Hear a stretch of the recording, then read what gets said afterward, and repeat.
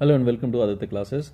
आज हम ये पता करने की कोशिश करेंगे कि ये जो एक गिवन एक्सप्रेशन है हमारे को 2√45 प्लस 3√20 अपॉन 2√5, ये सिंप्लीफिकेशन के बाद जब हम इसको थोड़ा सा एडजस्ट करते हैं, थोड़ा सा सिंप्लीफाई करते हैं, जो चीज़ें कैंसिल हो सकती हैं उनको कैंसिल करते हैं, उसके बाद ये रैशनल बचता है या इरेशनल। अभी अगर हम इसको देखें तो ये भरपूर तरह से इरेशनल लग रहा है हमारे को। √20, √5, √45 इतने सारे इरेशनल्स हमारे को दिख रहे हैं, लेकिन after simplification, important thing is after simplification ये रैशनल रहेगा या इरेशनल, क्योंकि दिखने में कुछ भी गड़बड़ हो सकती है। हमारे को जब भी फ्रैक्शंस आते हैं उनको सिंपलेस्ट पॉसिबल फॉर्म में एक्सप्रेस करना चाहिए। सिंपलेस्ट फॉर्म मतलब कि ये जितने कैंसिल हो सकते थे, जितने कट सकते थे, हमने उनको काट दिया है। अब ये और कोई कॉमन डिवाइजर नहीं बचा इनके अंदर और ये सिंप्लीफाई नहीं हो सकते। उसके बाद हम कोई भी चीज चेक करते हैं। तो अब इसको हम देखें कि किस तरह से हम इसको थोड़ा सा एडजस्ट कर सकते हैं, लिख सकते हैं। हमारे को क्या गिवन है? 2√45 प्लस 3√20 अपॉन 2√5। इसके लिए हम क्या करेंगे कि जो भी रूट के अंदर वैल्यूज हैं उनको प्राइम फैक्टराइज करते हैं। जैसे 45 है तो 45 का अगर आप प्राइम फैक्टराइजेशन करते हैं तो वो क्या हो जाएगा? 5 से डिवाइड हो रहा है, 5 9 ज़ार 45, 3 3 ज़ार 9, 3 1 ज़ार 3। तो 45 का प्राइम फैक्टराइजेशन हम क्या बोल सकते हैं? 5 मल्टीप्लाइड बाय 3 मल्टीप्लाइड बाय 3 लिख सकता हूं मैं ये 45 is equal to 5 multiply by 3 multiply by 3। अब एक बात बताओ, √45 को क्या लिख सकता हूं मैं? √45 को क्या लिख सकता हूं? जब आपने 45 के ऊपर रूट लगा दिया तो उसके ऊपर भी रूट लग जाएगा। 5 मल्टीप्लाई बाय 3 मल्टीप्लाई बाय 3। तो इसका मतलब 45 को तो मैं लिख सकता हूं 5 मल्टीप्लाई बाय 3 मल्टीप्लाई बाय 3, और √45 को लिख सकता हूं 5 multiply bye 5 multiply by 3 multiply by 3 का रूट। अब रूट का अगर हम रूल देखें तो क्या रूल है कि जो भी कॉमन है रूट के अंदर, जो जने 2 बार आ रहे हैं वो एक पेयर बना के बाहर आ सकते हैं। तो हम यहां पे क्या देख रहे हैं कि कौन 2 बार आ रहे हैं? 3 2 बार आ रहा है, तो ये 3 क्या कर सकता है? एक पेयर बना करके इस रूट से बाहर बच के आ सकता है। हम इसको क्या लिख सकते हैं? ये 3 बाहर आ जाएगा इज इक्वल टू 3 तो बाहर आ गया क्योंकि 2 थे तो एक स्क्वायर रूट से बाहर आ गया। 5 अकेला था तो वो अंदर ही फंसा हुआ रह गया। तो इसका मतलब √45 को मैं क्या लिख सकता हूं? 3√5। फाइन। अब हम करते हैं दूसरा जो है √20। √20 का अगर हम निकालें, पहले तो 20 का प्राइम फैक्टराइजेशन करते हैं। 20 का प्राइम फैक्टराइजेशन करने जाओगे तो आपके पास 5 है, 5 4 ज़ार 20। अब ये 2 से हो सकता है, 2 2 ज़ार 4, फिर ये 2 से 1 बन जाएगा।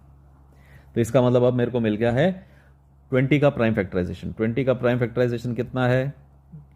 5 मल्टीप्लाई बाय 2 मल्टीप्लाई बाय 2। तो क्या मेरे को आप स्क्वायर रूट ऑफ 20 बता सकते हो? जब आपने 20 का स्क्वायर रूट किया है तो दूसरी साइड का भी स्क्वायर रूट हो जाएगा। वो कितना है? 5 मल्टीप्लाई बाय 2 मल्टीप्लाई बाय 2। अब फिर से अगर हम देखें तो हमारे पास 2 2 बार आ रहा है, यहां पे 2 दिख रहा है हमारे को 2 बार। जो भी जना 2 बार दिखता है वो इस स्क्वायर रूट से बच के बाहर आ सकता है। तो इसका मतलब ये जो √20 निकालने की कोशिश कर रहा हूं, ये 2 तो बाहर आ जाएगा और बचेगा क्या? रूट के अंदर 5। इस प्राइम फैक्टराइजेशन का नतीजा क्या हुआ कि ये जो चीज हमारे पास लिखी हुई है, इसको यहां पे अलग कर देते हैं। ये जो चीज हमारे पास लिखी हुई है इसको मैं इक्वल टू क्या लिख सकता हूं? 2 अपनी जगह पे ही रहेगा। इस 45 को मैं कैसे लिख सकता हूं? 3√5। 2 मल्टीप्लाई बाय 45 है, मैं लिख देता हूं 2 मल्टीप्लाइड बाय 3√5। देखो वापस से 2 को मैंने नहीं छेड़ा। √45 का मैंने अभी अभी देखा है एक्सपेंशन क्या हो सकता है? 3√5, तो वो 3√5 लिख दिया। फिर मेरे पास क्या है? 3 को एज इट इज मैंने 3 डाल दिया। √20 को मैं क्या लिख सकता हूं? 2√5, तो इसको मैं लिख देता हूं 2√5। तो अब ये देखिए √45 का एक्सपेंशन हो गया, √20 का एक्सपेंशन मैंने यहां से ला करके लिख दिया। डिनोमिनेटर में क्या पड़ा हुआ है आपके पास? 2√5। अब बहुत ध्यान से हम न्यूमरेटर और डिनोमिनेटर दोनों को देखें तो फर्स्ट टर्म जो है मेरे पास, फर्स्ट टर्म कौन सी है? ये फर्स्ट टर्म है। इसके अंदर √5 है। सेकेंड टर्म कौन सी है? ये, इसके अंदर भी √5 है। थर्ड टर्म कौन सी है, ये है, इसके अंदर भी √5 है। इसका मतलब जितनी भी टर्म्स हैं हमारे पास इस पूरे फ्रैक्शन के अंदर, न्यूमरेटर के अंदर 2 टर्म्स हैं, डिनोमिनेटर में 1 टर्म है, वो सारी की सारी में √5 जरूर है। हाँ, टर्म कैसे डिसाइड करते हैं, ये जो प्लस और माइनस आते हैं वहां पे हम कह देते हैं कि एक टर्म खत्म हो गई, दूसरी शुरू हो गई। तो अगर मैं यहां पे देखूं तो यहां से शुरू हुआ मैं 2 × 3 √5, अभी तक तो सेम टर्म चल रही है। अब जैसे ही प्लस आया तब मैंने ये कह दिया कि ये टर्म खत्म हो चुकी है, पहली वाली, ये वाली, अब सेकंड टर्म आ गई। तो इसलिए मैंने कहा कि न्यूमरेटर में 2 टर्म्स हैं, डिनोमिनेटर में तो प्लस आया ही नहीं, तो ये एक ही टर्म नजर आ रही है। इन एनी केस तीनों टर्म्स में √5 है, तो हम एक काम कर सकते हैं कि फर्स्ट जो न्यूमरेटर है उसमें से √5 को कॉमन लेते हैं। कॉमन क्या लिया जाता है, जो सबके पास हो। अब अगर हम यहां देखें तो √5 सभी के पास है, तो √5 को अगर मैं कॉमन ले लेता हूं तो यहां क्या बचेगा, फर्स्ट टर्म में से फर्स्ट टर्म को अगर मैं देखता हूं तो यहां से √5 तो निकल गया बाहर, तो फिर आपके पास बचा क्या, 2 × 3। 2 × 3 को मैं क्या लिख सकता हूं, 6। ये 2 और 3 बचा। यहां से √5 तो चला गया बाहर, कॉमन चला गया, तो यहां क्या बचा आपके पास, 2 × 3 दैट इज 6।